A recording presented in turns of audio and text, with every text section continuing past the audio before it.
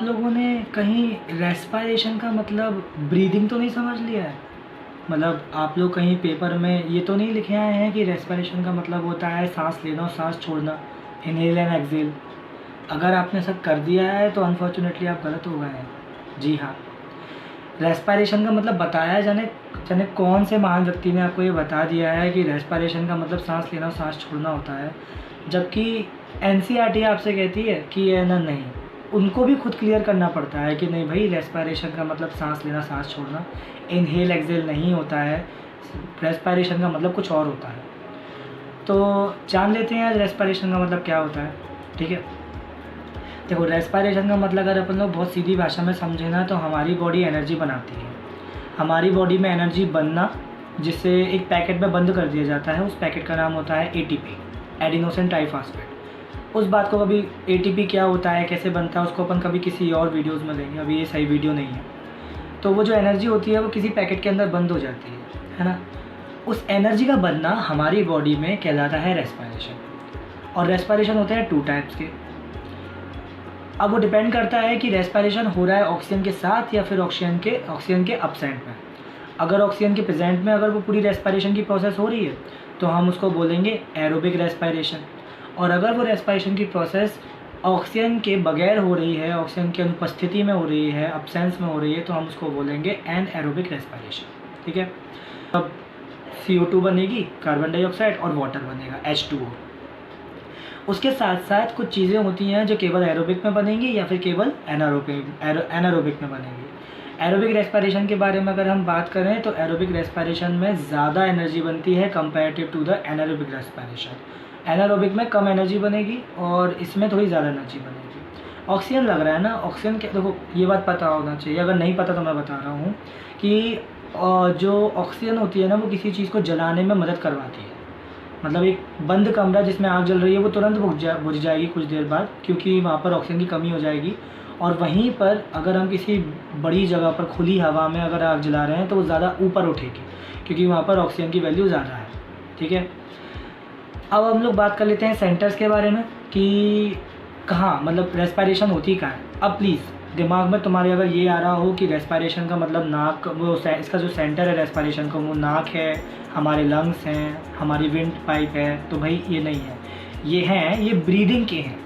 Breathing जो हमारी पूरी प्रोसेस होती है ना, उसके जो पार्ट्स हैं, ये नाक, हमारा विंड पाइप, हमारे लंग्स, उसके अंदर जो छोटे छोटे ट्यूब्यूल्स होते हैं, ठीक है, एल्वियोलाई जिन्हें हम कहते हैं, वो सारे ब्रीदिंग सिस्टम में आते हैं, रेस्पिरेटरी सिस्टम में नहीं आते। उसका एक छोटा सा पार्ट है ब्रीदिंग सिस्टम, छोटा सा पार्ट है रेस्पिरेशन का। रेस्पिरेशन का जो मेन सेंटर होता है वो होता है आपकी सेल। बहुत मोर स्पेसिफिकली बोलूँ तो रेस्पिरेशन जो सेंटर है वो होता है सेल के अंदर का माइटोकॉन्ड्रिया। अगर आप एनारोबिक रेस्पिरेशन कर रहे हैं तो आपकी पूरी जो रेस्पिरेशन प्रोसेस होगी ना वो बाहर ही ख़त्म हो जाएगी। मतलब कि सेल के अंदर जो आपका वो भरा रहता है ना फ्लूइड, ठीक है, जिसे अपन लोग प्लाज्मा बोलते हैं, वहाँ पर ख़त्म हो जाएगी वो प्रोसेस एनारोबिक रेस्पिरेशन। बट अगर एरोबिक रेस्पिरेशन हो रहा है तो कुछ प्रोसेस बाहर होगी, मतलब कि न्यूक्लियस वो माइटोकॉन्ड्रिया के बाहर, और फिर उसके बाद एक प्रोडक्ट बन जाता है जिसे हम पायरुविक अम्ल बोलते हैं, पायरुविक एसिड बोलते हैं। वो फिर आगे जाके जलता है, किस में जाकर, माइटोकॉन्ड्रिया। और माइटोकॉन्ड्रिया फिर बनाती है एनर्जी, और एनर्जी फिर हम लोग यूज़ करते हैं अपने डेली बेसिस पे। हमको भागना है, दौड़ना है, सुनना है, समझना है, बोलना है, सब कुछ चीज़ें हमारी एनर्जी यूज़ होती है। हमें बोलते हैं ना कि भाई यार ग्लूकोन डी पी लो, उससे क्या होगा, एनर्जी मिलेगी। तो ये होता है कि ग्लूकोन डी में ग्लूकोज होता है, ग्लूकोज जो होता है वो हमारी पूरी सेल्स में जाएगा, सेल्स में वहाँ पे जाके थोड़ा टूटेगा, पायरुविक एसिड बनाएगा, पायरुविक एसिड फिर से माइटोकॉन्ड्रिया में जाएगा और वो बना लेगा, एनर्जी बना लेगा। और एनर्जी किस में कन्वर्ट हो जाएगी, कौन से पैकेट में कन्वर्ट हो जाएगी, उस पैकेट का नाम क्या है, उस पैकेट का नाम है एडिनोसिन ट्राइफॉस्फेट या फिर एटीपी, जैसा आपने अभी भी बोला। अब बात कर लेते हैं भाई इसके एग्जांपल्स क्या क्या हैं। कौन ऐसा है जो रेस्पिरेशन एनारोबिक टाइप का करता है और कौन है ऐसा जो एरोबिक टाइप का रेस्पिरेशन करता है।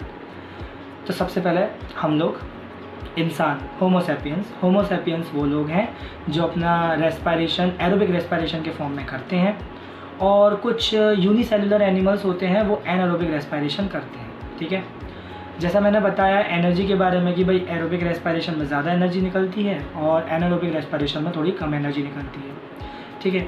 कभी कभी क्या होता है कि हमारी बॉडी कभी कभी एनारोबिक रेस्पिरेशन करने लगती है, हमारी बॉडी, क्योंकि ऑक्सीजन की कमी हो जाती है।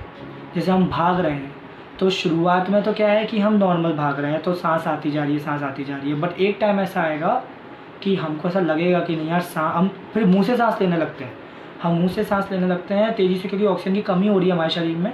तो नाक का जो होल है उसकी जो वॉल्यूम नाक में से जा रहा है वो कम मात्रा में पहुंच रहा है, हमको ज़रूरत है ज़्यादा वॉल्यूम ऑफ ऑक्सीजन की, तो हम मुंह से सांस लेने लगते हैं। उस वक्त क्या होता है हमारी बॉडी के कुछ पार्ट्स होते हैं वहाँ पर ऑक्सीजन की कमी हो जाती है, तो हमारी बॉडी की वो पर्टिकुलर जो पार्ट की जो सेल्स होती हैं वो एनारोबिक रेस्पिरेशन शुरू कर देती है। एनारोबिक रेस्पिरेशन जो हमारी बॉडी में कभी कभी अगर होगा तो उसके जो रिजल्टेंट होंगे वो होंगे carbon dioxide, water, energy comparatively कम क्योंकि एनारोबिक होगा, और उसके साथ साथ एक पर्टिकुलर एसिड बनता है जिसे हम बोलते हैं लैक्टिक एसिड। जी हाँ, लैक्टिक एसिड। अब लैक्टिक एसिड करता क्या है, हमें भर जाता है वो हमारी सेल्स के अंदर या फिर टिश्यूज़ के बीच में भर जाता है और हमें थका देता है, हमारे पर्टिकुलर हिस्से में दर्द ज़्यादा होने लगता है, फिर हम थक जाते हैं, हम बैठ जाते हैं, थोड़ी देर बाद हम बैठे रहते हैं तो नॉर्मल हो जाता है सब कुछ, क्योंकि वो लैक्टिक एसिड वापस से एरोबिक रेस्पिरेशन करके कन्वर्ट हो जाता है और हमारी बॉडी में नॉर्मली एनर्जी बनना शुरू हो जाती है। जब हम बैठ जाते हैं, जब हमें ज़रूरत इंस्टेंट एनर्जी की ज़रूरत होती है तब हमारी बॉडी सोचती है कि यार ऑक्सीजन आ रही है नहीं आ रही है उसको बाद में देखेंगे, अभी तो भाई एनारोबिक रेस्पिरेशन शुरू कर दो क्योंकि ज़रूरत बहुत ज़्यादा है, ठीक है। तो एक बार हम इस पूरी वीडियो में हमने जो रेस्पिरेशन के बारे में पढ़ा, हम इसके बारे में एक समरी निकाल देते हैं। फर्स्ट ये है कि भाई रेस्पिरेशन और ब्रीदिंग दोनों अलग अलग चीज़ें हैं। ब्रीदिंग का मतलब होता है सांस लेना आसपास के एटमॉस्फेयर से और सांस छोड़ना आसपास के एटमॉस्फेयर में, ठीक है। और वहीं पर हम लोग अगर रेस्पिरेशन की बात करते हैं तो हम रेस्पिरेशन में बात करते हैं कि हमने जो खाना खाया हम उस खाने को सारी सेल्स तक पहुंचाएंगे और सेल वहाँ पर उस खाने को तोड़ेगी और उस खाने के अंदर जो एनर्जी होगी उसका यूज़ करेगी हमारी बॉडी को चलाने में, हमारी बॉडी से सारे काम करवाने में या फिर जो भी होता है ना। तो respiration is a process where energy is form, और यहाँ पर ब्रीदिंग में हम लोग एक कंटिन्यूड प्रोसेस है जहाँ पर सांस लेना और सांस छोड़ना चलता रहता है। ब्रीदिंग इससे रिलेटेड है रेस्पिरेशन से, ब्रीदिंग एक छोटा सा पार्ट है रेस्पिरेशन का, ठीक है, बट पूरी रेस्पिरेशन ब्रीदिंग नहीं कहलाती है, ये हम गलत पढ़ते आ रहे हैं। रेस्पिरेशन दो टाइप्स का होता है, एनारोबिक और एरोबिक। एनारोबिक तब बोलेंगे जब कोई एनर्जी बनेगी with the help of oxygen, और यहाँ पर हम बोलेंगे एरोबिक रेस्पिरेशन तब होगा जब ऑक्सीजन की प्रेजेंस होगी। ऑब्वियस सी बात है जब एरोबिक रेस्पिरेशन हो रहा होगा, एरोबिक रेस्पिरेशन में ज़्यादा एनर्जी बनेगी, यहाँ पर थोड़ी कम एनर्जी बनेगी। कभी कभी हम जैसे लोग भी एनारोबिक रेस्पिरेशन कर देते हैं जब थक बहुत ज़्यादा, मतलब ज़रूरत बहुत ज़्यादा होती है ऑक्सीजन की और हमें एनर्जी की बहुत ज़्यादा ज़रूरत होती है बट हमें एनर्जी मिलती नहीं है, तो हमारी बॉडी उस समय एक पर्टिकुलरली बना लेती है, एनारोबिक रेस्पिरेशन बना कर लेती है और उसमें लैक्टिक एसिड जो होता है वो बना लेती है। हमारे हाथ पैरों में थोड़ा सा भर जाता है, हम थोड़े थक जाते हैं, दर्द होने लगता है, बट एट दी एंड वो लैक्टिक एसिड जो होता है वो भी चेंज हो जाता है और वापस से जो हमारा नॉर्मल प्रोसेस है एरोबिक रेस्पिरेशन की उसमें कन्वर्ट हो जाता है और एनर्जी बन जाती है। एनर्जी, हमारी बॉडी में जो एनर्जी होती है वो एक पैकेट के अंदर, पैकेट के फॉर्म में होती है, उस पैकेट का नाम होता है क्या, ATP। लिटरली बोल रहा हूँ, इस पूरी वीडियो में सबसे ज़रूरी वर्ड है ये ATP, एडिनोसिन ट्राईफॉस्फेट, ठीक है ना, T फॉर टॉय, ठीक है, ATP, ठीक है, एडिनोसिन ट्राईफॉस्फेट। एक पैकेट्स होते हैं, हमारी सेल्स के अंदर रहते हैं, हमारी सेल्स उनको अपने पास रखती है, ज़रूरत पड़ने पर निकालती है और हमें एनर्जी प्रोवाइड कराती है। आज की हमने वीडियो में रेस्पिरेशन और ब्रीदिंग के बीच में डिफरेंस समझ लिया है। आने वाली वीडियोज़ में कौन से टॉपिक को हम लोग ज़रूर लें मुझे बताना, हम लोग उस पर वीडियोज़ बनाएंगे। Thank you.